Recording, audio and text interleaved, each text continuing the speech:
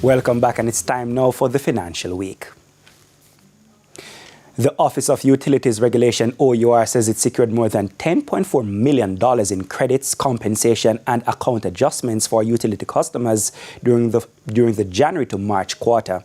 According to the regulator's latest quarterly performance report, the Jamaica Public Service Company, JPSCO, accounted for the largest share of the refunds at $4.1 million, closely followed by the National Water Commission, NWC, at $4 million. The O.U.R also reported a 32% increase in consumer complaints, with billing issues making up half of contacts received. Meanwhile, the regulator says it will issue a decision this fiscal year on whether the NWC should adopt a standard monthly billing cycle after public consultations supported that move. And that consultation supported that move.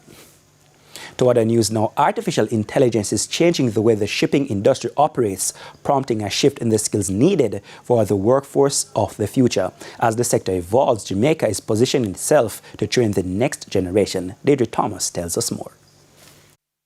Think about almost anything you buy: food, clothes, phones, even cars. About 80% of global trade is carried by sea, making shipping a critical engine of the world economy.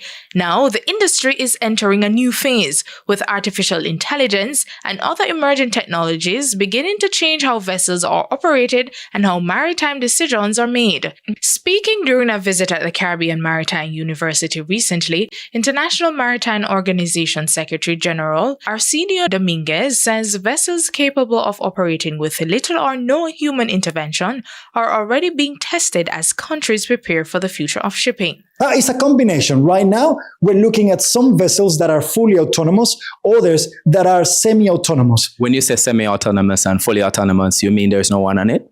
So for the full autonomous vessels, there's no one on board the vessels. We've seen that just very recently being introduced in shipping when it comes to short sea shipping, so very short distances, mostly when it comes to passenger ferries in very coastal areas, and that's where we're gathering information. Then you have the semi-autonomous, which still have the human interaction when you actually operate in those vessels. Mr. Dominguez is therefore working to create the framework for this new era in the industry.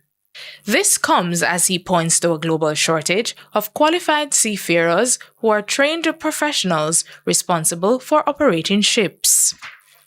The projection is by the 2030, we may be short of around 400,000 qualified seafarers to be able to operate these vessels. But this is why we're focusing as well on technical cooperation in providing that assistance. And it's the reason why, for me, visiting universities like the CMU, it's so important to learn how you're expanding the scopes on areas in shipping, how you're adapting the new technologies in your training requirements, and how that's going to be benefiting all those new students, the future generation that we need for shipping here in the Caribbean. Meanwhile, Professor Andrew Spencer, president of the Caribbean Maritime University, says this presents an opportunity for Jamaica and the wider Caribbean to develop highly skilled maritime professionals equipped for the future. All of our programs, for the most part, have an innovation ethos where we're training people to peacefully coexist with the technology. So, for example, we have robotics, we have mechatronics, and all those things